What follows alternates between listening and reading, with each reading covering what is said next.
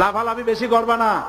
12 কোটিতে গাছের গোড়া আসতে নাড়া দেবে, মামু বাড়ি দিল্লি গিয়ে পড়বা, বাংলার জমিনে জায়গা হবে না। এই চট্টগ্রাম থেকে স্বাধীনতার মহান ঘোষক প্রেসিডেন্ট জিয়াউর রহমান সাহেব দিয়েছিলেন।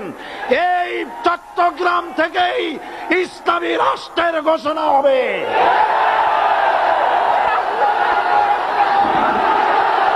সুতরাং আমাকে যারা রাজাকার বলবে তারা পিতৃ পরিচয়হীন অবৈধ সন্তান।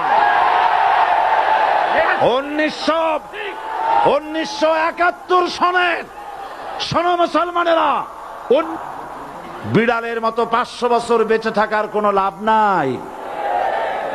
সিংহের মতো 1 ঘন্টা বাঁচতে চাই। প্রধানমন্ত্রী সুদ্ধা অন্তত 3 শতাধিক পার্লামেন্টের সম্মানিত সদস্যরা সেদিন বসা। 1997 সনের বাজেট বক্তৃতা যখন আমি করতেছিলাম, ডক্টর কুদরতে খোদা, নাম রাখছে কুদরতে খোদা, আসলে গজবে খোদা। এ লোকটি নাস্তিক, ইসলামের চূড়ান্ত দুশমন।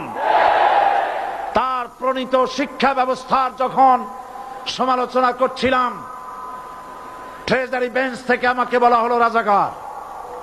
আমি আমার সমস্ত শক্তি একত্রিত করে বলেছিলাম, শুধুমাত্র হিন্দুস্তানের রাজাকারেরাই আমাকে রাজাকার বলতে পারে।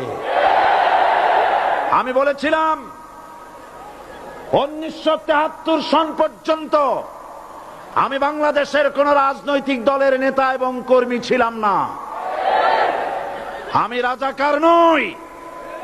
আমাকে রাজাকার বলে যদি তাকেও প্রমাণ করতে না পারে, 10 কোটি টাকার মানহানি মামলা দায়ের করব। আমার এই বক্তব্য সারা দুনিয়া শুনেছে। পার্লামেন্টে আমার এই বক্তব্য রেকর্ড হয়ে আছে। সেদিন 3 শতাধিক পার্লামেন্ট মেম্বারের কেউ আমার চ্যালেঞ্জ গ্রহণ করেন নাই। যে কোনো ব্যক্তি পার্লামেন্টে গিয়ে আমার বক্তৃতা দেখে আসতে পারেন। এরপরে 1997 সনের 7 অক্টোবর দৈনিক জনকণ্ঠ পত্রিকা যখন আমার বিরুদ্ধে লিখলো, সেই পত্রিকায় সাইদির ওপেন চ্যালেঞ্জ 8ম পাতা, 1997 7 অক্টোবর, এত বড় 2 কলমে হেডিং। সেখানে আমি বলেছি, বাংলাদেশের সকল সাংবাদিক, গোয়েন্দা বিভাগ, বাংলাদেশের সকল বুদ্ধিজীবীকে আমি আমার পিরোজপুরে আমন্ত্রণ করছি। আমার উপস্থিতিতে যদি কেউ প্রমাণ করতে পারে বাংলাদেশের স্বাধীনতা যুদ্ধের বিরুদ্ধে আমার কোনো ভূমিকা ছিল, সজ্ঞানে স্বেচ্ছায় জাতীয়